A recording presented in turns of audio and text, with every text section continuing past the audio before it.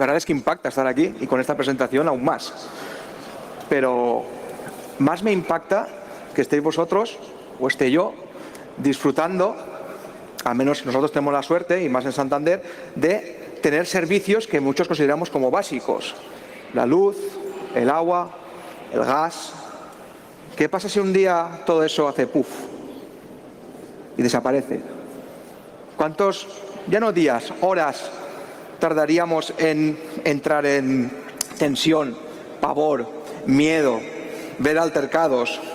Bueno, son escenarios que muchas películas, incluso series han retratado, pero que en un mal día podrían hacerse realidad. Y en España, ¿cómo lo tenemos? Vamos a verlo. ¿Qué consideramos infraestructura crítica? Esa es una gran pregunta y, de hecho, a día de hoy aún no está exactamente establecido, porque sí, tenemos en cuenta pues sistemas, por ejemplo, de depuración de agua, ¿vale? Es vital. Tenemos en cuenta sistemas energéticos, siempre ponemos como ejemplo una central nuclear, no sé, porque impacta más las torres. O tenemos también sistemas como la defensa, ¿vale? Defensa que puede tener ahí componentes que pueden ser gestionados por sistemas de control similares, aunque mucho más seguros en teoría, que los que utilizamos en una empresa. Pero también tenemos otros sistemas como, por ejemplo, las telecomunicaciones. Canales de televisión, radio y todo tipo de redes. Infraestructuras que permiten comunicarnos entre diferentes regiones. Yo, por ejemplo, para llegar a Santander tomé 2 trenes, uno de Valencia a Madrid y otro de Madrid a Santander. ¿Puede haber tomado otras alternativas? Sí, pero tomé esa. También tenemos sistemas de control, por ejemplo, de tráfico, de carreteras, pero no nos olvidemos que las empresas, el sector privado, también tienen sus propias necesidades y necesitan que, por ejemplo, un lineal lleno de frigoríficos estén a la temperatura adecuada para que todos los alimentos que allí almacenan pues se mantengan frescos y saludables. Eso también es un sistema de control industrial. ¿Se puede considerar un supermercado una infraestructura crítica? No, pero utiliza sistemas muy similares. Esto que veis aquí es un panel aleatorio, es lo que vería un operario que controlase uno de estos sistemas de control industrial. Ahí le van reflejando valores, estado de varias, por ejemplo, bombas de presión, etcétera, y es algo que un humano, como nosotros, pues podemos interpretar. Por eso estos sistemas se llaman HMI, Human Machine Interface, ¿vale? También hay que tener en cuenta que toda esta información sale de algún lado. De hecho, es procesada por sistemas conocidos como RTUs, que se encargan de gestionar todas las informaciones que proveen desde los diferentes sensores y sondas para traducirlo a nuestro idioma y que podamos nosotros entenderlo. O sea, lo que hacen las máquinas, traducirlo a una interfaz que nosotros como operadores lo podamos entender. Y al final, esas sondas, esos sensores pueden estar conectados desde un horno industrial a un sistema de máquinas, de centrifugadoras, de lavadoras industriales, lo que queráis, hasta un reactor en una central nuclear. Al final son datos que esos sensores recopilan de toda esta maquinaria y nosotros tenemos que gestionarlos de forma adecuada, sea de forma automatizada o de forma manual. Ahí ya cada cual que elija. Como ha dicho antes el ponente muy bien, existe un buscador, él lo ha llamado el buscador de los hackers, yo lo llamo el buscador de las máquinas, se llama Shodan, y es como un Google, para los que no los conozcáis, que permite buscar dispositivos en Internet, todo tipo, desde ordenadores a sistemas de control industrial, y te encuentras cosas graciosas, como esta, que pone Nuclear Engineering, ¿vale? Parece divertido. O directamente sistemas expuestos en la red que no tienen ningún sistema de seguridad, ni siquiera una mísera contraseña, a los cuales tú puedes acceder, ver y, en el peor de los casos, llegar a controlar.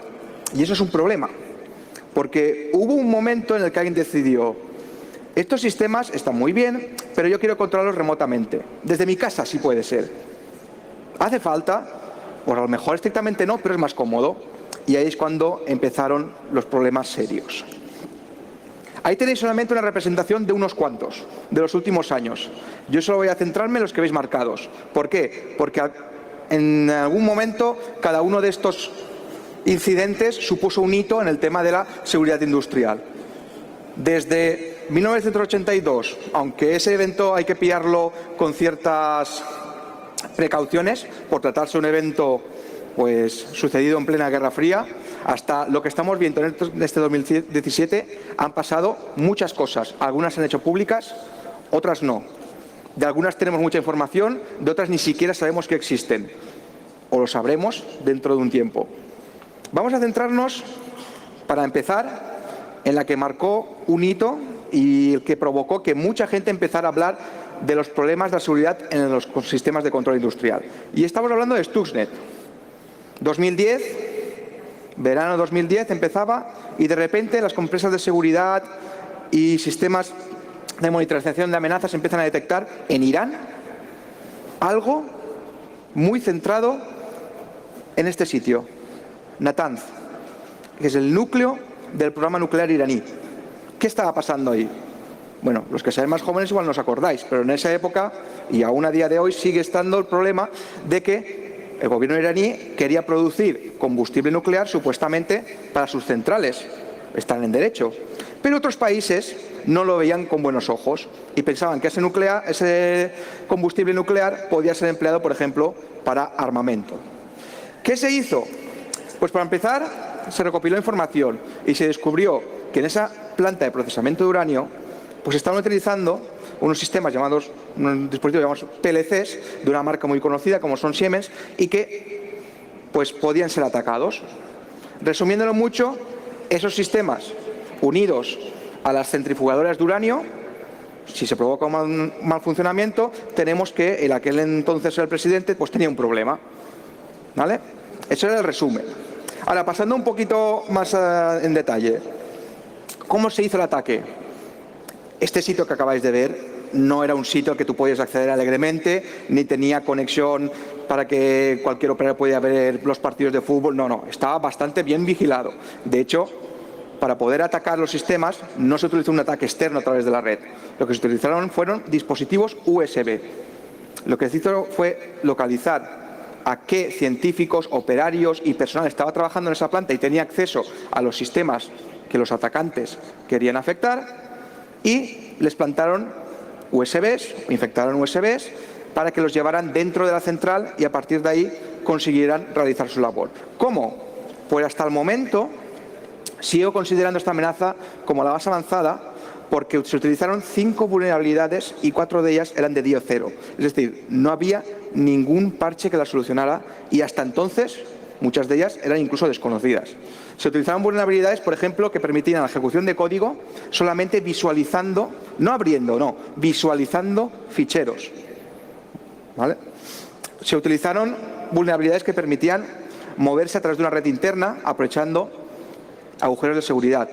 Y todo eso a partir de un único o varios USBs. Al final lo que querían era apuntar a los PLCs de Siemens, conseguir saber qué sistemas estaban controlándolos o podían interactuar con ellos y plantarles una amenaza que hiciera cosas como la que vamos a ver ahora. ¿Cómo sabían realmente qué sistemas estaban utilizándose? Pues realmente lo curioso es que la propaganda del régimen, la propia propaganda del régimen iraní ayudó mucho en saberlo. Estas fotos están sacadas de informes y exposiciones públicas que el gobierno iraní hizo en aquel entonces, de una visita del presidente Ahmadinejad a la central. En los puntitos rojos podéis ver qué centrifugadoras estaban inoperativas en el momento de la visita, sacado de una foto. Podéis ver también detalles de los paneles de control, ampliados desde fotografías donde se ve operarios trabajando. Y se pueden ver también detalles, como por ejemplo las válvulas de escape de presión que tenían esas centrifugadoras de uranio, para conocer el modelo exacto y suponer quién o qué las estaba controlando. A partir de ahí, pues solamente tenía que hacerse un mapa, ver qué sistemas podían ser vulnerables y atacarles. ¿Qué se produjo? Bueno, realmente fue un ataque muy ingenioso. Lo que se persiguió fue que los datos que se proporcionaban desde las centrifugadoras al operario que estaba ahí con esa interfaz fueran aparentemente normales, cuando en realidad ni las centrifugadoras estaban girando a la velocidad que tenían que girar para producir el uranio, ni el uranio que se producía era servible para cualquier cosa, ni servía como combustible nuclear para producir energía, ni servía como armamento. En resumen, ¿qué se consiguió? Pues se consiguió que a lo largo de varios meses, incluso años, el programa nuclear iraní quedara bastante afectado, produciendo un retraso y que se calcula y esto es una aproximación porque nadie lo ha ido a contarlas una por una, pero se calcula por informes y demás observaciones, que casi 1000 centrifugadoras quedaron inservibles. Eso pues supone un retraso bastante considerable.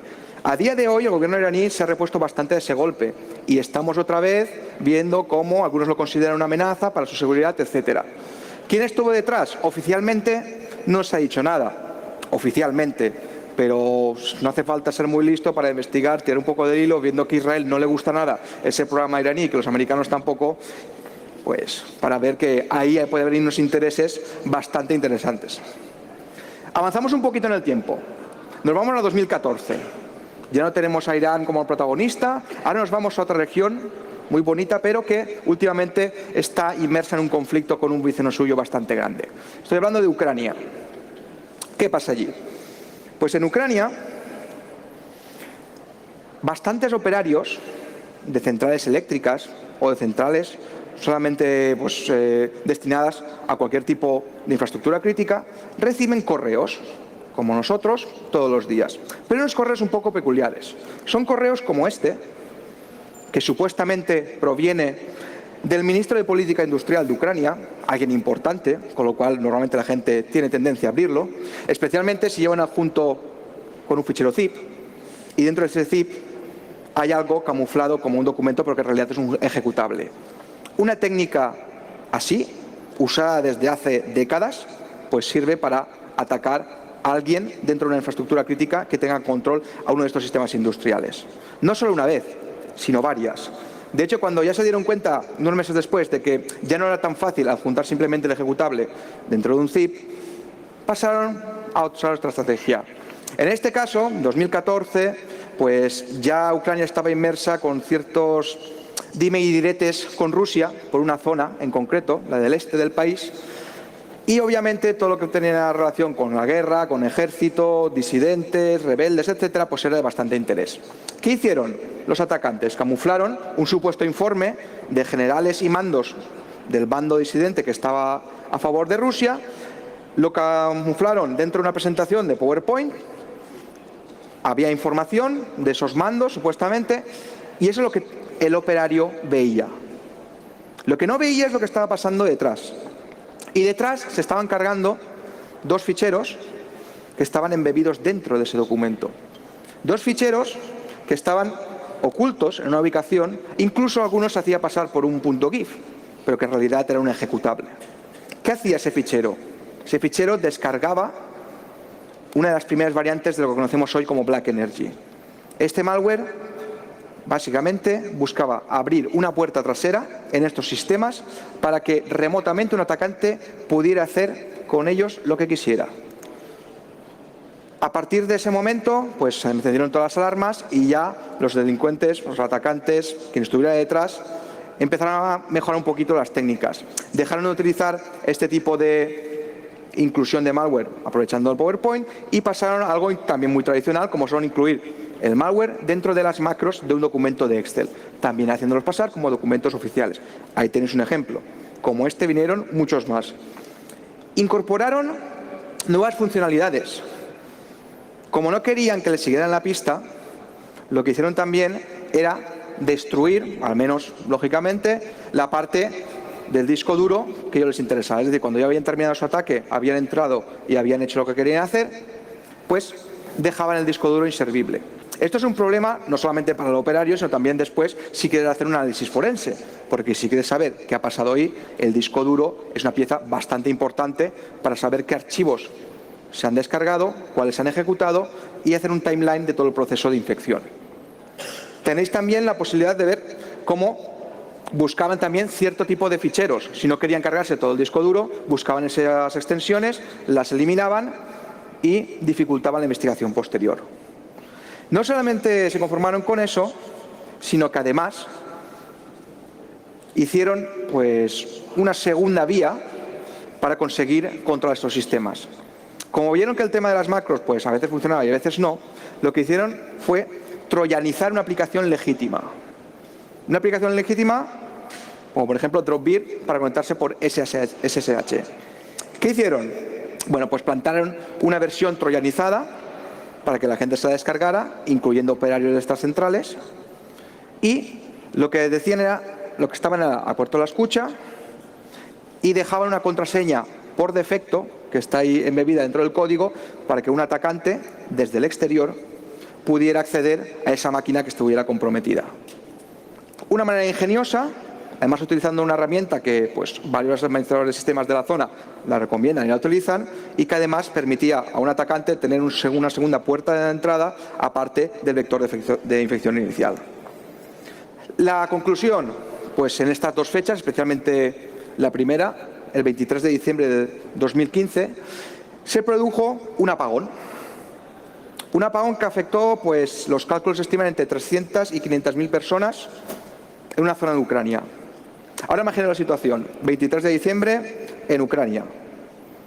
Si los que estáis aquí pensáis que tenéis frío, ahora trasladaros a ese momento. Frío no, lo siguiente. Y sin luz, sin posibilidad de calefacción, aparte de la tradicional a base de gas o leña, o carbón incluso, y sin posibilidad durante unas horas de utilizar ningún dispositivo electrónico. Claro, eso supone un ataque ya considerable, ya no es un apagón circunstancial, estás afectando a una zona bastante importante de una región que además está en conflicto con un vecino. Obviamente saltaron todas las alarmas y la gente empezó pues, a lanzar teorías, que podía haber sido, si había sido un fallo técnico, si había sido un ataque. Los medios de comunicación, pues muchos exageraron. ¿Qué hubo? Bueno, tras analizar este tipo de incidente, vimos que si bien Black Energy no había sido el componente fundamental del ataque, sí que había sido utilizado por los delincuentes tanto para acceder como para eliminar cualquier rastro del ataque. O sea, había sido utilizado en conjunción con otras herramientas. Y si queréis ver cómo se sentía un operario en aquella fecha, pues os he traído un vídeo donde se ve perfectamente, grabado por un propio operario en directo, cómo los atacantes conseguían tomar el control. ¿Veis ahí el cursor? Parece pues algo normal, solo que el operario no está tocando nada. Es alguien desde el exterior. Y en esta máquina en concreto no había problema, porque no estaba conectada a ningún sistema crítico, pero en otras sí. Y eso pues afecta al buen funcionamiento de la central. Oís los comentarios de los operarios diciendo, pero ¿lo estás haciendo tú? Dice, no, esto es desde fuera. ¿Y qué están intentando? Están intentando apagar. Están intentando apagar los conmutadores electrónicos para cortar la energía. Ahora veis cómo dice, pero están consiguiendo. Dicen, esta no, porque no tenemos ningún acceso a ninguno de estos conmutadores. Pero si quisieran hacerlo en otros, lo estarían haciendo. Y de hecho está diciendo, sí, me están comunicando que en otros sectores de la central está pasando. Una congestión remota de estos sistemas. Veis que el operario no está tocando nada y se realiza con algo tan sencillo como una puerta trasera que han conseguido colarles en esta central. Confirmadas, hubo 3 centrales. Que fueran más no lo sabemos, pero 3 al menos cayeron. Después de este incidente, obviamente, llamó mucho la atención. Estamos hablando de enero del año pasado, 2016. Y empezaron a investigarse, pues, de dónde podía venir este tipo de amenazas, quién estaba detrás, cuáles eran sus motivos y cómo lo habían conseguido. Entonces, claro, eso llama mucho la atención, hace que muchos expertos en todo el mundo se unen pues, con las fuerzas y cuerpos de seguridad y a partir de ahí se realiza una investigación para determinar pues, de dónde puede haber salido este malware, quién puede haberlo desarrollado y por qué. Claro, eso a los delincuentes, a los atacantes, pues no les hizo mucha gracia y lo que hicieron fue evolucionar. Pillaron lo que ya tenían hecho y empezaron a cambiarlo. Siguieron utilizando técnicas de propagación que les habían ido muy bien, como por ejemplo el tema de las macros, pero empezaron a añadir funcionalidades nuevas, incluso a lanzar técnicas de despiste. Esto que veis aquí es una evolución de lo que hemos visto, el kill disk, pero en vez de borrar lo que hacía era cifrar, o sea, era un ransomware habitual. ¿Por qué? Quizás es una manera de decir, no, nosotros somos un grupo de delincuentes de los típicos que solo queremos ganar dinero. Y así se quitaban de encima por toda la persecución que había en ese nivel. Pero no les sirvió de mucho porque este tipo de malware se puede analizar. Y cuando lo analizamos vimos que las similitudes eran muchas. No solamente por el vector de ataque, sino también por el código que utilizaban. Compartían funciones, seguían utilizando los mismos métodos y lo único que habían hecho ha sido maquillar un poco el código para disimularlo. Pero habían reaprovechado muchas funciones de lo que ya tenían hecho durante los últimos años. De hecho, fue gracioso porque vimos cómo incluso empezaron a atacar sistemas que hasta aquel entonces habían permanecido pues, un poquito inmunes o bastante apartados de los ataques de ransomware habituales, como es, por ejemplo, servidores Linux. Hicieron sus propios pinitos en infección de servidores Linux, incluso te plantaban aquí, como podéis ver en esta pantalla, en el group, en el arranque, el mensaje donde te decía que tu maravilloso servidor pues, había sido infectado, que todos los archivos estaban cifrados y que si querías recuperarlo, pues paga una cantidad. También hicieron sus versiones para Windows. Abajo podéis ver cómo pues, enviaban el mensaje. Además, con unas expectativas muy altas, aunque en aquel entonces el Bitcoin no valiera $10.000, como estamos a día de hoy, pues pedirte 222 Bitcoins en 2016, principios de 2016, ya era una cantidad bastante respetable. Obviamente, nadie, que yo sepa, pagó. Pero bueno, ellos hacían sus pinitos. ¿Por qué? ¿Era simplemente una maniobra de distracción? ¿Querían cambiar la oportunidad que habían hecho, en vez de atacar sistemas industriales, a ganar dinero directamente? ¿O había algo más detrás? Pues ese algo más se materializó. Y se materializó este año. No hace mucho, finales de junio. Igual os sonará.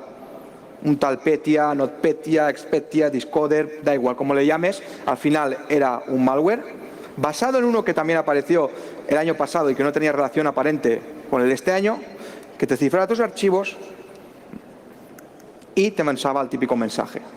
Además lo hacía de una forma ingeniosa, copiando lo que había visto en Petya del año pasado. Se reiniciaba el ordenador, diciendo que estaba haciendo un proceso de revisión del disco duro y a partir de ahí, pues procedía a cifrar los archivos y a enviarte este mensaje. Problema número 1. Los archivos eran irrecuperables. Por mucho que tú pagaras el rescate, el sistema de cifrado que estaba implementado no era bueno y producía que no podía recuperarlos. Segundo, te proporcionaban una dirección de correo para contactar con ellos, algo que se tumbó rápidamente, con lo cual no había posibilidad de contactar con ellos para intentar ese rescate de ficheros. Y tercero, la afección, si os fijáis en el mapa, fue principalmente en Ucrania. El resto de países, pues como que tangencialmente. Hubo empresas que cayeron pues porque tenían sede en Ucrania y sobre todo, una cosa muy importante, utilizaban el mismo programa que fue utilizado por los atacantes como vector de ataque. Los compañeros de Kaspersky han lanzado hace poco un documento muy interesante sobre ataques a sistemas industriales, donde vemos cómo en el caso de Petya el principal objetivo o los principales sectores que fueron víctimas fueron el sector de las finanzas, el sector de lo que es petróleo y el sector de fabricación. ¿No hay mucho ahí de infraestructuras críticas? Bueno, depende. En el sector de petróleo sí que puede haber bastante. Pero el sector de las finanzas abunda. ¿Por qué? Por esto. Esto que veis aquí es el programa me.doc. Es un programa utilizado de forma masiva por casi todas las empresas, sean del tamaño que sea, en Ucrania. Si hacemos un poquito de memoria, Petya apareció a finales de junio, justo antes de lo que era la declaración de la renta en Ucrania. ¿Y qué programa están utilizando la mayoría de gente para preparar esa declaración de la renta? Este.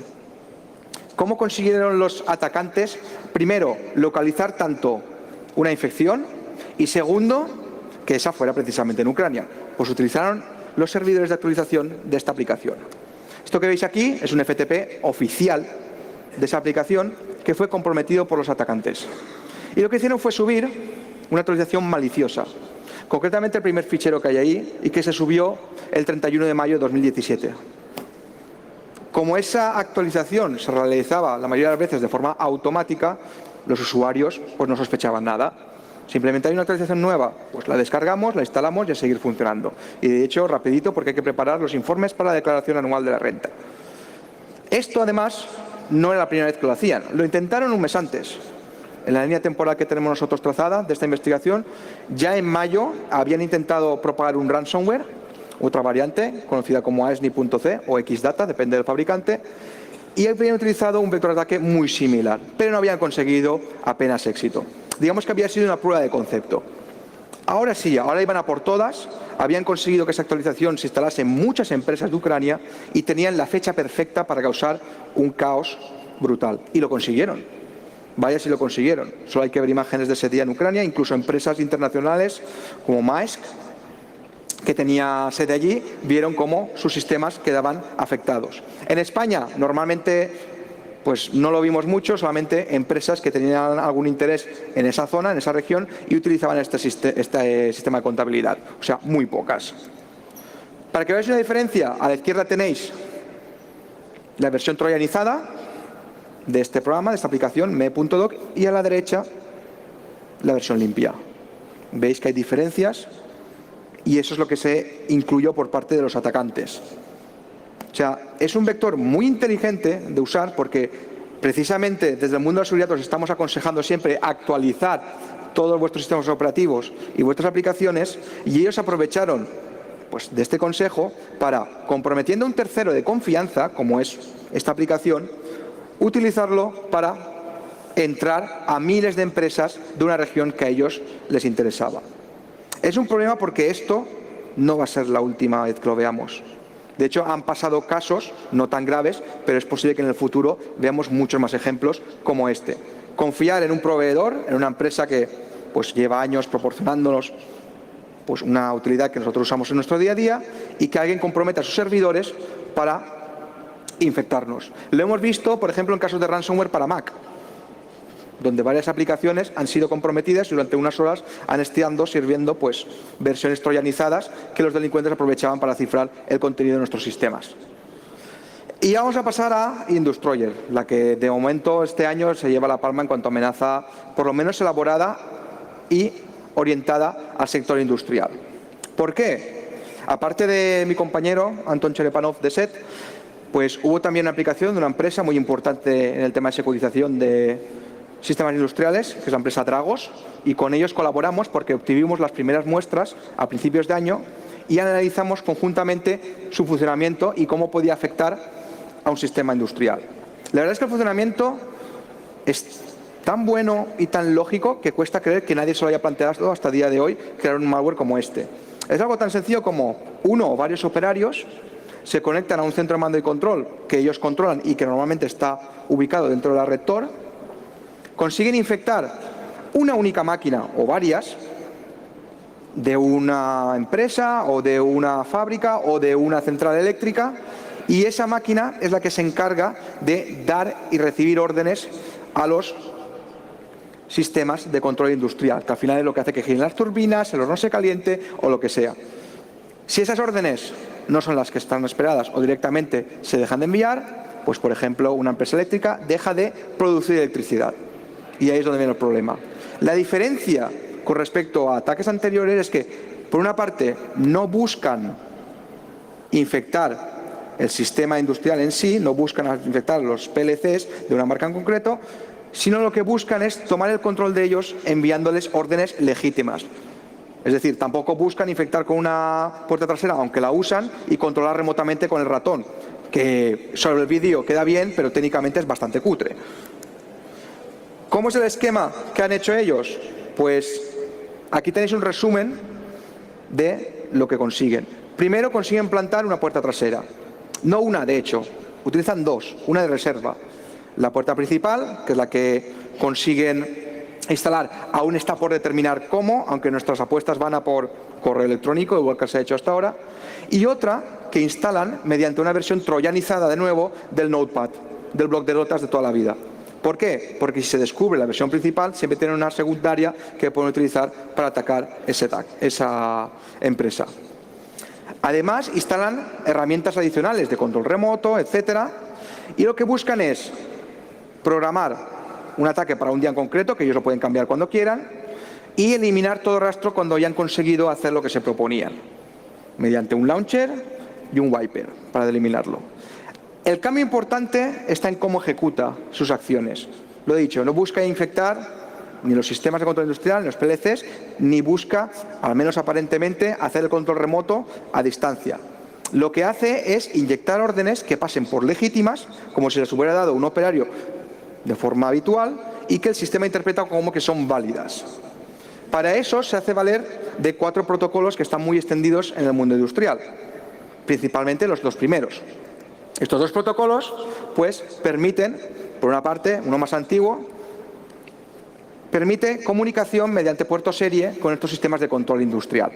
Lo que buscan los atacantes es, por una parte, ver que el proceso legítimo que se utiliza para comunicarse con estos sistemas está ejecutándose, lo tumban, meten el suyo propio y además meten comunicaciones a través de varios puertos para evitar que las comunicaciones legítimas pasen, porque ellos están ocupando ya todos los puertos de comunicación. Hacen una negación de servicio y solamente son ellos los únicos autorizados a hablar con el sistema de control industrial. Esa es la parte del protocolo 101, que es el más antiguo. Luego hay uno más moderno, que es el 104, que ya añade una capa TCP/IP. Es decir, permiten enviar órdenes, comandos a través de una red con configuración TCP/IP.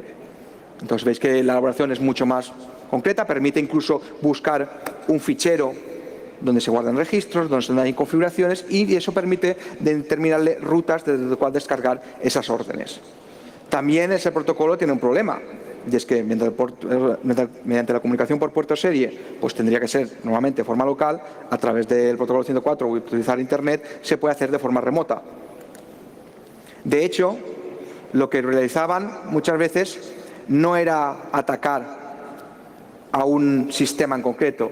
Ellos lo que buscaban era todos los sistemas de la red mediante dos procesos, uno llamado Range Lateral Shift, y lo que buscaban era ver cuántos de esos procesos estaban activos e ir apagándolos uno a uno, pam, pam, pam, pam, pam, pam, de forma automática. En vez de ir con el ratón y decir clic fuera, es búscame todos estos sistemas de control industrial que están monitorizando o están gestionando interruptores digitales, electrónicos, etcétera. Y ves apagándomelos uno a uno, de forma automática, sin que yo tenga que hacer nada. Y cuando termines, te borras y te vas. Es algo bastante más avanzado. El problema es que esto no es solamente para centrales eléctricas. Estos protocolos están funcionando en sistemas de control industrial en empresas y servicios de infraestructuras críticas o no, de todo el mundo. Y son estándares establecidos y que dudo mucho que vayan a cambiar a corto o a medio plazo. Con lo cual, el impacto de este ataque puede ser brutal si se utiliza de forma masiva. Al final lo que buscan es esto, apagar los interruptores, los disyuntores electrónicos para que esa empresa deje de funcionar o deje de prestar el servicio o deje de proporcionar electricidad o lo que sea que haga esa infraestructura. Pero de una forma mucho más elegante, mucho más automatizada y que encima deja menos rastro a la hora de investigarlo. Había un bonus, por cierto. Ya que están, pues aprovecharon y metieron un ataque de negación de servicio contra unos sistemas de Siemens, que se llama Siprotec, y es que hay una vulnerabilidad que ya está corregida, falta que mucha gente lo aplique, y que simplemente mandando un paquete UDP con esas características provocaba que el sistema dejase de funcionar. Esos sistemas se encargan de la seguridad de las comunicaciones entre el operario y los sistemas críticos, con lo cual, pues, que dejen de funcionar, pues es un problemilla bastante gordo. Esto lo metieron casi como regalo. No les hacía falta, pero bueno, ya que estaban, pues lo hacían. Y hasta ahora más o menos hemos hablado de ataques que se realizan a través de Internet o de redes que estamos habituados a utilizar en nuestro día a día. Pero este tipo de ataques utilizan muchos otros vectores. O sea, no hace falta conectarte con un ordenador a Internet o utilizar Shodan para buscar esas máquinas vulnerables y buscar agujeros o posiblemente puertas traseras. Hay otro tipo de comunicaciones que permiten atacar sistemas que están ahora mismo, a día de hoy, controlando pues, ciudades, como pueden ser señales de tráfico, o como tenéis aquí en Santander, una Smart City. Por si no lo sabíais, Santander es una de las Smart Cities que hay a nivel español y europeo, y tenéis disponible, hay una página web en la que podéis ver, por ejemplo, pues, el estado de los sensores que hay repartido, temperatura, coches, camiones de la basura cuando pasan, incluso también temas de autobuses, o como ciudadanos colaborar diciendo, oye, que aquí hay un agujero que hay que repararlo y se lo comunicas al ayuntamiento. De hecho, yo os recomiendo que busquéis una charla de un buen amigo llamado Juan Garrido, Juanito, que se llama, pues, precisamente hackeando una ciudad como Santander. La dio aquí hace 2 años y puso ejemplos prácticos, nada que fuera realmente peligroso, solo la gente dejando un mensaje, pero demostraba que esos sistemas también podrían, pues, hackearse. Ejemplos, pues hay muchos. Es la típica señal de tráfico, pero a mí eso, pues bueno, me puede producir incluso un poquito de gracia. Lo que ya no me produce tanta gracia es que se pueda modificar sistemas de emergencia, como todo el tema de policías, ambulancias, sistemas que deben de funcionar bien cuando toca y que mediante SDR o Software Defined Radio puedas modificarlo para que funcione como no debía. El compañero Carlos García lo dijo muy bien en su charla. ¿Tienes 30 euros? 30 euros. Hackea tu ciudad. Demostró cómo con ganas, conocimiento y el material necesario, no precisamente caro, podías intervenir en cualquiera de estos sistemas que controlan semáforos, sistemas de comunicación de emergencias, etc. Los componentes los puso él. Eso, comprando bien, en buenos sitios, vulgo AliExpress, pues por menos de 30 euros lo puedes construir. Aparte, pues tienes que tener conocimiento e investigar. Pero si hay alguien que se ha dedicado a hacer ese tipo de investigaciones y lo ha conseguido, resulta cuanto menos preocupante que no se hayan tomado las medidas adecuadas para que eso no se suceda a mayor escala. También tenemos otro caso, el caso de Dallas, en mayo. Eso que estáis oyendo son las sirenas de emergencia, pues para situaciones, por ejemplo, de huracanes, terremotos, inundaciones, etcétera. Si no recuerdo mal, esto sonó un sábado, un domingo, no lo sé, fin de semana, a una hora ya donde la gente se está descansando. Gracia ninguna que te suene la sirena. Además es bastante ruidosa. Pero claro, ¿qué provocó esto? ¿Fue alguien que puso botón cuando no debía? Aparentemente no. Ningún operario reconoció haber dado esa orden. Hubo una emergencia, todo parece tranquilo. ¿Qué pasó entonces? Bueno, pues se utilizaron ataques por radiofrecuencia para provocar el funcionamiento de estas alarmas. Tenéis también mucha más información en el blog de mi compañero Alex Casanova y, de hecho, eso es solamente un ejemplo de lo que se puede hacer. Hay muchas más posibilidades que no se están contemplando en materia de seguridad y que los ataques por radiofrecuencia pueden afectar. No hace falta, como digo, que te estés conectando a Internet para atacar a un sistema. Hay otros protocolos de comunicación que funcionan igualmente bien y que son vulnerables porque nadie se ha planteado la posibilidad de que esos ataques, los han minimizado. Y eso es algo que la industria ha cometido como grave error durante muchos años. Confiar en la seguridad por oscuridad. Pensar que como nadie sabe cómo funciona esto, aparentemente estamos tranquilos y estamos seguros. Y eso no es así. A día de hoy es relativamente fácil obtener información crucial de cómo funcionan sistemas en infraestructuras críticas o en infraestructuras de cualquier tipo. Y eso, cualquier hijo de vecino, con paciencia, ganas y dedicación, puede descubrir fallos de seguridad. Me salen a la cabeza nombres, por ejemplo, como Rubén Santamarta, todo un crack en el tema de descubrir vulnerabilidades tanto en sistemas de comunicación como en infraestructuras críticas. Y ahora viene la pregunta. Después de ver todo esto, ¿estamos tan mal como se dice? ¿Los medios están diciendo la verdad o se está exagerando? Aparte, ¿de dónde sacan esa información? Porque a mí que me digan que España es el tercer país del mundo con más ciberataques, dices, vale, ¿eso quién lo dice? Bueno, pues hay un informe de... Vale, ¿cuáles son los dos primeros? ¿Estados Unidos, Inglaterra? Ah, sí, ¿dónde está Francia? ¿Y Alemania? ¿Y Rusia? Aquí está pasando un poco como con la gripe española durante la Primera Guerra Mundial. Hay países que no están dando esos datos, con lo cual no aparecen en la lista y nosotros subimos escalones. En la gripe española durante la Primera Guerra Mundial, pues España no participó en el conflicto y la gripe en esos años causó estragos de cientos de miles de personas muertas por la gripe. ¿Qué pasó? Que como España sí que daba datos de esos muertos y otros países que estaban en conflicto no los daban para no dar información al enemigo, se llamó gripe española. No porque hubiera más muertos, sino porque era de los pocos países que daban datos y donde las cifras eran sustanciales. Aquí pasa lo mismo. Hay muchos países que no están dando datos porque no les interesa y entonces en ese ranking escala. Sí que es verdad que los ciberataques han aumentado, pero ojo, igual no es que solamente hayan aumentado, sino que nosotros somos capaces de detectarlos más eficazmente. A lo mejor hace 2 años no teníamos los mecanismos o los dispositivos para detectar esos ataques. Lo cual quiero decir, ¿estamos tan mal? ¿Nos podemos ir a vivir en una cueva? ¿Nos olvidamos de todo? ¿El fin del mundo se acerca? ¿O cómo está la cosa?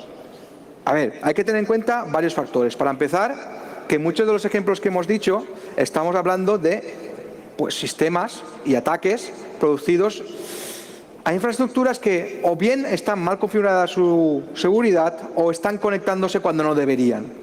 Yo he tenido la posibilidad de visitar infraestructuras críticas en España, por ejemplo, una central nuclear, Y me quedo muy tranquilo sabiendo que todos los dispositivos que actúan en una situación de emergencia son mecánicos. No hay ninguna conexión externa, no hay ningún sistema que los controle apagando o encendiendo interruptores electrónicos, sino que tiene que ir un operario y hacer clac, clac y clac. Como mucho, pues a lo mejor podrían afectar al sistema de vigilancia de las cámaras, al movimiento de alguna torreta, etcétera, pero nada más. Bueno, lo que tiene tener sistemas de hace 40 años en sitios así, que por esa parte estamos salvados. Pero y a nivel mundial, ¿qué hay? Sí que es verdad que hay algunas fuentes de confianza, como los señores de IBM, que de esto saben un rato, que demuestran que el número de ataques ha ido creciendo. Eso, pues, lo que le digo, puede que haya ido creciendo, que los estemos detectando mucho más eficazmente. Pero sí, yo creo que son las dos cosas. Por otra parte, vemos, según la misma fuente de IBM, que los 5 países que reciben más ataques son, con mucha diferencia, Estados Unidos, lógico, es el país que supuestamente tiene más sistemas de control industrial implantados, y luego ya a muchísima distancia, que eso habría que pillarlo con pinzas, China y Israel, y luego ya Pakistán y Canadá. ¿Y España? ¿Dónde estamos? Aquí no los veo. De hecho, en los listados que hay de forma oficial, en el ranking del top 20 ni aparecemos. Con lo cual, por esa parte nos salvamos, pero por otra parte dices, entonces, esas noticias que hemos visto antes, ¿de dónde salen? Bueno, os lo he dicho, salen de estudios que están sesgados porque no está toda la información. Volviendo al informe que nos comentaban los compañeros de Kaspersky, hay países bastante peor que nosotros. Solo con ver la tonalidad de rojo, pues ya dices, cuidado. Y además, un dato curioso que saqué de este informe es que hay una estacionalidad. Y es que los atacantes también se toman vacaciones en este caso. En otros casos no, pero aquí sí. Si os fijáis, diciembre y después enero, ¡pum!, bajón. El roscón, las fiestas, las cosas. Luego va subiendo, va subiendo, va subiendo, después baja otra vez en junio y si pillas ahí, ves que a partir de julio vuelve a subir. Y dices, manda narices tú. Que también aprovechan en los periodos de vacaciones para o preparar nuevos ataques o directamente irse de fiesta. Y también hay que tener en cuenta que en España, pues desde hace ya unos años contamos con unos mecanismos, como por ejemplo los que proporciona el CNPIC, el Centro Nacional de Protección de Infraestructuras Críticas, y que adopta medidas que, bueno, están bien sobre el papel, luego habría que hacer más trabajo en terreno, en el campo, es decir, aplicándolas, pero está bien que tengamos estas medidas que desde el año 2013 se vienen implementando. No solo eso, sino que ayer, cuando estaba preparando la presentación, vi que INCIBE, como lo vais a ver ahora, está preparando una cosa nueva. Y ahí es donde voy yo ahora, en las soluciones. ¿Todo esto tiene alguna solución, tiene algún arreglo? Bueno, hay varios escenarios. Por una parte está la opción que os he comentado de usar tecnología antigua, algo que a día de hoy es bastante inviable, viendo cómo está evolucionando, y lo que hay que hacer es, pues, desarrollar tecnología más segura. La otra, que es la que por desgracia están adaptando la mayoría de sectores, es yo no veo, ni oigo, ni siento nada, esto no me está pasando a mí, hasta que descubres que te han entrado hasta la cocina y tienes el problema dentro de tu casa. Ese es el problema principal que estamos viendo y que está apareciendo en los medios. Luego hay otro que nos aparecen y que nos enteramos bastante después. Y es cuando haces, uff, de la que nos hemos librado. Pero ese uff no durará eternamente. Lo que sí que son soluciones son cosas como esta. Noticia de ayer. Y es que INCIBE, pues, ha apostado por lanzar una distribución de herramientas que supuestamente, pues, ayudará a elevar el nivel de ciberseguridad. Muy bien. Es un buen desarrollo, es una buena iniciativa. Ahora falta que eso llegue a las empresas, llegue a los sectores críticos que realmente lo tienen que aplicar y, sobre todo, se apliquen. Porque si no, no hemos hecho nada. Queda muy bien sobre el papel, hay gente que ha dedicado esfuerzo a desarrollar estas herramientas, pero si eso no lo acompañamos por un proceso de actualización, de dejar de pensar como pensábamos hace 10 o 15 años y pensar como toca ahora, hacer frente a los ataques que estamos viendo a día de hoy, pues no habrá servido de nada.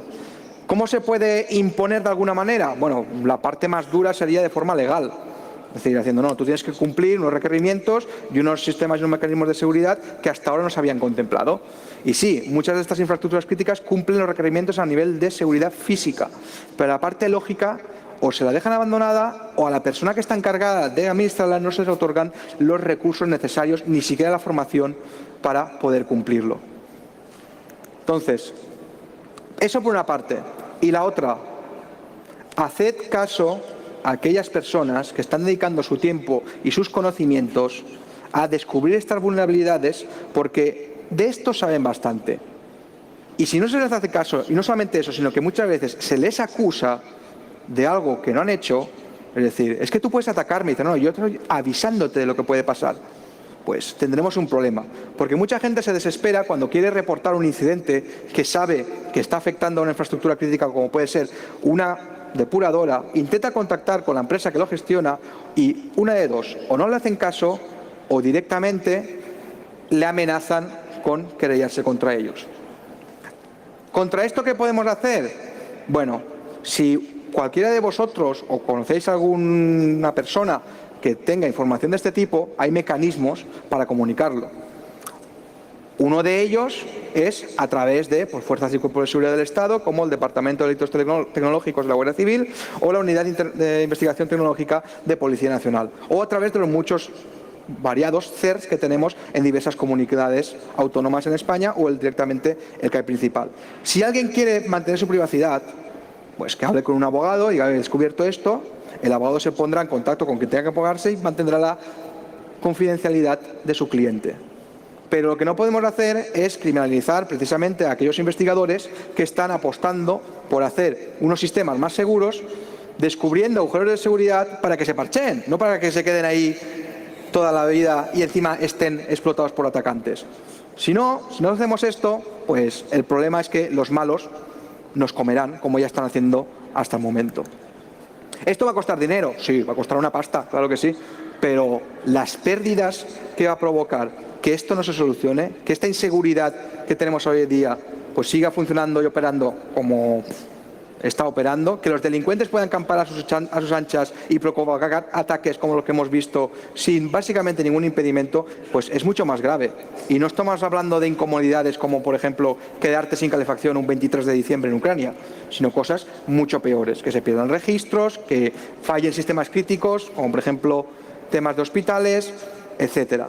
Esto es algo que pues debemos entre todos presionar para que se inviertan los recursos necesarios, ya no solamente a nivel nacional, sino a nivel mundial, porque al final muchas veces estamos interconectados y a lo mejor la energía que estamos consumiendo no viene de España, viene de Argelia. Hay que tener en cuenta eso también.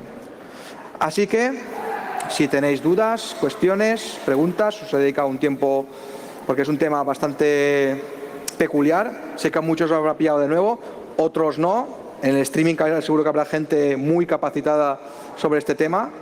Así que si queréis preguntar algo, no me coma nadie. Mira, espera, al micrófono. Hola. Me ha gustado mucho tu ponencia. Muchas gracias. Y con respecto al último que has dicho, que se necesita pues, ya buscar soluciones por parte de, evidentemente, de profesionales, es que el gobierno actual de España no piensa así. Es decir, ahora mismo ha lanzado una noticia que está... ¿de reserva? Sí, eso es. Voluntarios por la patria. O sea, ¿eso tú qué opinas? O sea, porque si se necesitan profesionales que atajen todos esta problemática, que es tremenda, ¿el gobierno de España cómo está? Bueno, en esa noticia sobre todo hay que concretar porque lo que se ha dicho tampoco es del todo cierto, ¿vale? Lo que buscan es ciberreservistas. Aquí hay personas que están mucho más capacitadas para hablar de este tema que yo. Te sugiero que busques a Enrique Ávila, que de esto sabe bastante. Y lo que buscan es gente que esté en una reserva que a día de hoy ya existe, que tú puedes ser reservista del ejército, por ejemplo, si eres médico y dar clases o prestar tus conocimientos durante X semanas al año, y lo que buscan es eso. Lo que pasa es que la forma de expresarse no fue la más adecuada. Tú cuando eres reservista normal, tú no estás cobrando, te pagan cuando vas a prestar el servicio. Yo entiendo que lo que se quiso decir fue que a ti como ciberreservista, pues no te iban a pagar, salvo cuando estuvieras operativo. A mí realmente lo que me preocupa no es el tema del pago, del no, el patriotismo de uno, el patriotismo de otros, etcétera. Lo que me preocupa es quién va a gestionar, quién tiene las aptitudes necesarias para estar como ciberreservista, qué tipo de información se va a manejar en esa ciberreserva y si alguien puede lanzar ataques escudándose en que estaba actuando en pro de los intereses de la nación. Eso es lo que a mí realmente me preocupa. El tema del dinero monetario, sí, es importante, sobre todo que a gente que pueda aportar sus conocimientos y sus capacidades se le recompense de forma adecuada, no pagándole una miseria como está sucediendo en muchas empresas a día de hoy. A mí cada vez, por ejemplo, que dicen, es que en España falta talento. No falta. Lo que pasa es que lo exportamos. Lo exportamos porque las empresas de aquí no pagan lo que se merece todo ese talento que estamos generando. Y la gente se tiene que buscar las habichuelas fuera. Y eso es un problema, porque la gente que se forma aquí es muy buena, solo tienes que ver los congresos que hay a nivel nacional e internacional y ver cómo los ponentes españoles pues siempre están entre los mejores valorados. Y eso es por algo. Ahora, con la cantinera de falta de talento, falta de formación, pues podríamos tirarnos un debate. Y eso afecta también con el tema de la ciberreserva. ¿Quién puede estar ahí? Cualquiera. Hay que pasar un examen antes, te tienen que dar el carnet de hacker. ¿Cómo está la cosa? Esto es un debate que da para mucho, pero yo aporto mi punto de vista, y mi punto de vista es este. Que esas personas, primero, tienen que estar capacitadas, que se tiene que definir muy bien qué se puede y no se puede hacer, y segundo, obviamente, cuando estén actuando, a esas personas tienen que ganarse la vida. Vale. No sé si te he contestado. Bueno, que se valore. Que se valore, correctamente. Realmente el gobierno sigue sin valorar a estas personas que son profesionales de la informática, que han invertido horas y horas y horas, sí. Que no ven su recompensa, joder. Y perdón por la expresión, pero es así. No, sí, tienes razón. El tema es ese. El problema es que falta que alguien comunique que esas horas, esa investigación, ese conocimiento no aparece de la nada.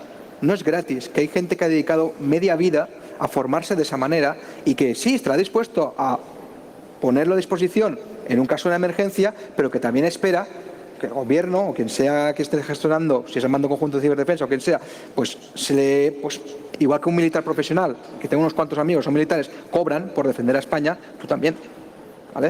Eso es importante. El problema es cómo se ha comunicado. Y esto no viene de ahora, viene de hace meses cuando desaparecieron. Estos son los hackers que van a defender a España. Entre ellos tengo muchos amigos y conocidos, pero no fue la mejor manera de promocionarlo. Incluso generó debates en varios grupos y varias gente, incluso en Twitter de forma pública. Es que es un tema tan complejo que la ambigüedad no la tienen que utilizar. O sea, ya. Que sea muy... Pero así se hacen las cosas. Siempre hacen. Así se hacen las cosas y es un problema que viene de base, no solamente en este tema, sino en muchos otros. ¿Más preguntas, dudas, cuestiones? Aquí. Vale, vamos.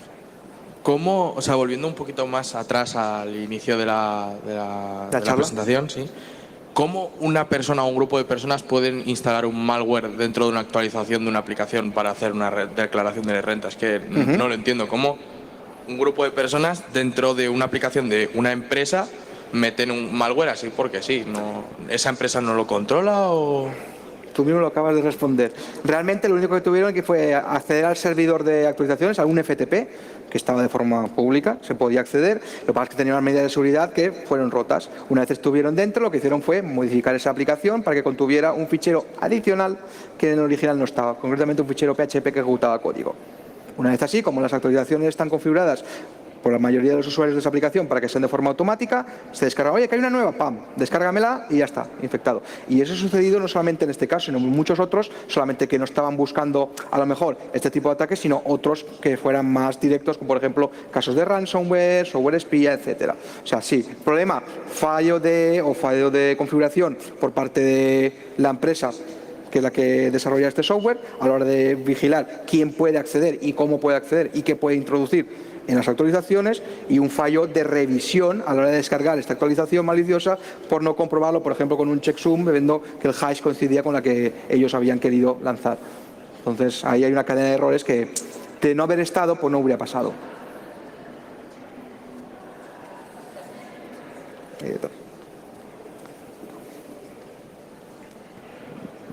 ¿Está? Sí. Buenos días. Primero, agradecerte lo claro que lo has explicado todo. Muchas gracias. Lo has explicado de manera que todo el mundo lo puede entender. Que hace primero una reflexión sobre lo que has dicho y después una pregunta. La reflexión es que en la mayoría de los casos que has planteado veo que hay problemas de que la gente no utiliza el ordenador para lo que es, que le falta formación a la hora de utilizarlo. Y casi todas las vulnerabilidades tienen relación con algo de eso, ¿no? Entonces, esa es la reflexión. Y por otro, la pregunta es, el Internet de las cosas a mí me está dando mucho miedo que empiece a plantear cosas relacionadas con estas, ¿no? Porque estamos viendo bombillas que se controlan desde Internet, cafeteras que se controlan desde Internet. Todos estos elementos no creo que tengan una seguridad preparada para, y quería saber un poco tu opinión al respecto de esto. Sí, por desgracia tienes razón. La mayoría de dispositivos de Internet de las cosas, especialmente los que están destinados a consumo diario por cualquiera de nosotros, no tienen la seguridad entre sus prioridades. ¿Por qué? Porque eso les retrasa el desarrollo y quieren lanzar su producto antes que la competencia. Y se puede ser más barato. Ya hemos visto casos para aburrir, en serio. De hecho, yo tengo charlas sobre el Internet de las cosas y una en concreta sobre automóviles, que vemos que eso pues no va a ningún lado, y de hecho el problema es que cada vez tenemos conectados más dispositivos de este tipo. Y eso permite pues que un delincuente o varios pues pueda acceder a ellos y tengamos casos como el año pasado con la botnet Mirai, donde varios miles de estos dispositivos fueron utilizados para lanzar ataques de denegaciones de servicio a sistemas primarios de Internet como DNS, provocando pues caídas en servicios como Spotify, Twitter, PlayStation Network, etcétera, durante varias horas. Eso, multiplicado por la cantidad de dispositivos que hay y que son vulnerables, pues puede causar graves problemas. Ahora también, nosotros como consumidores tenemos la potestad de decir, oye, que a mí este producto no me gusta porque no es seguro, no te lo compro. Aparte de intentar que se promueva una regularización que a nivel europeo ya está por lo menos diseñándose. Otra cosa es que se cumpla.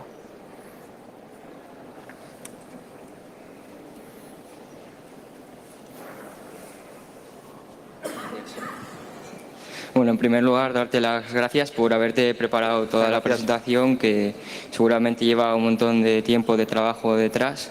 Y preguntarte, yo como, bueno, soy un adolescente así, estoy aún aprendiendo, y para llegar a donde estás tú, pues, bueno, camino me queda. No me pongas en un altar todavía, porque encima de mí hay muchísimos más que saben mucho más. Y quería preguntarte si a nivel de pues en trabajar de la ciberseguridad, ¿sí? Pues si nos lo recomiendas a los adolescentes como opción de trabajo en el futuro, como que va a tener bastante ímpetu. Y mi segunda pregunta también sería si después, ¿qué cursos formativos deberíamos seguir para llegar a adquirir conocimientos acerca de la ciberseguridad? Vale, el tema de ciberseguridad como una carrera de futuro no es de futuro, es de presente. Gente hace falta.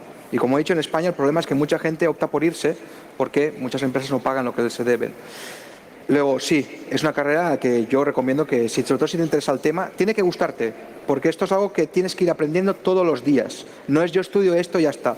De hecho, la formación reglada que hay a día de hoy se centra en darte unos pilares básicos, unos cimientos, tanto en la carrera universitaria como en módulos superiores de FP. Te dan unos básicos muy generalistas para que tú ya, a partir de ahí, pues decidas. Luego ya te puedes especializar haciendo másters, haciendo cursos, certificaciones, pero aquí hay algo que es vital e importante: práctica. O sea, solamente por estudiar, no, tienes que ser curioso, tienes que querer averiguar cómo funciona pues todos los sistemas que quieres después ver si hay algún agujero de seguridad. Tienes que, sobre todo, leer, aprender, hacer algo que ya estás haciendo hoy, asistiendo a esta conferencia. A ver si está todavía Edu. ¿Estás por aquí o ya se ha ido? Bueno, está mi compañero Edu, que es profesor de FP en un instituto en Córdoba, y él fomenta eso entre sus chavales, incluso hace olimpiadas de ciberseguridad. Ahí tenéis la oportunidad, que no tuvimos muchos a vuestra edad, incluso gente mayor que yo, que se tuvo que buscar las castañas de forma muy difícil, de que tenéis un montón de tutoriales, documentación, prácticas. Incluso aquí en Cybercamp tenéis las opciones de probar vuestras habilidades.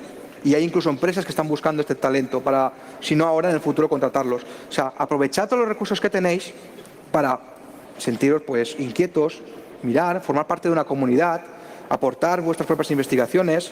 O sea, no es algo que sea difícil a día de hoy. Ahora sí que os digo un consejo importante: no crucéis, o por lo menos intentad evitar cruzar esa línea que separa el hacker del criminal, ¿vale? Un hacker no es un delincuente, un hacker es un investigador que busca agujeros para que solucionen. El que cruza la línea y utiliza esos agujeros en su propio beneficio, ese es un criminal. Sé que es difícil porque a muchos el ego les puede, y eso es algo que es difícil de controlar, pero es importante. Aprovechad los recursos que hay. Estudiad algo que pueda estar relacionado, por el tema de módulos superiores en informática o carreras y másteres y demás. Eso está muy bien, os dará unos cimientos, pero la práctica y el autoaprendizaje es vital en esta profesión. Y la última pregunta. Nos has estado diciendo que eso, que necesitamos práctica. Sí. Pero ¿cómo nosotros podemos llevar la teoría que te aprendemos en los libros o en guías o lo que sea? Muy fácil. Lo llevamos sobre el papel, iba a decir. No, es muy fácil.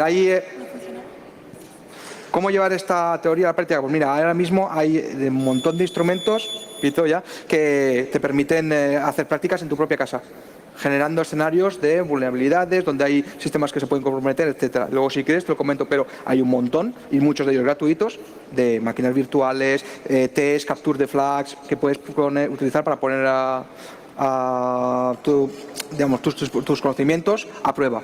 Y a día de hoy eso cuesta entre poco y nada. Y este señor de aquí te puede ayudar a conseguirlo. Muchas gracias.